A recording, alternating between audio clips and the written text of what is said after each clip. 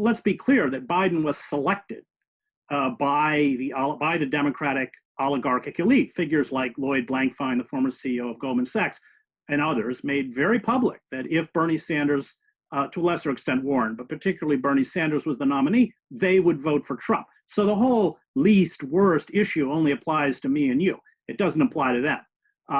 And so they anointed Joe Biden because Joe Biden serves their interests in the same way Trump does.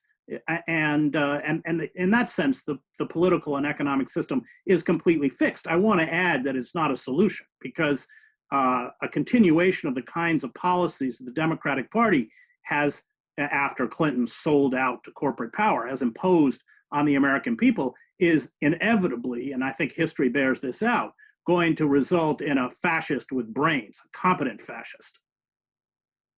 What do you see as positive going on? What hope is there that we can find a way forward other than the trails marked out by the Republicans, the Democrats, and all of that?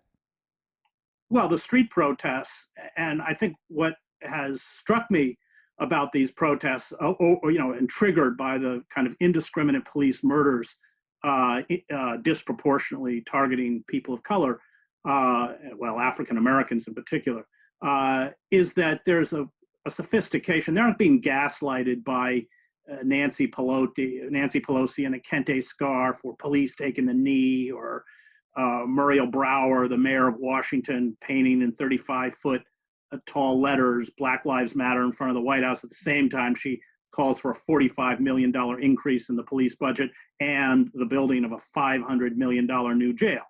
They're not buying it. And that kind of gaslighting by the elite, and in particular by the Democratic Party, isn't working.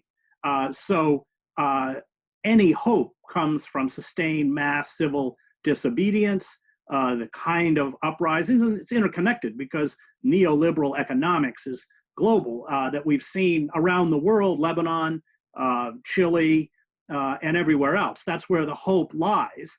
And I think there is an understanding, in my sense, of those who are leading these movements, that they grasp that these are systemic problems that have to be addressed. They're not reduced to the political personalities of Donald Trump or Joe Biden.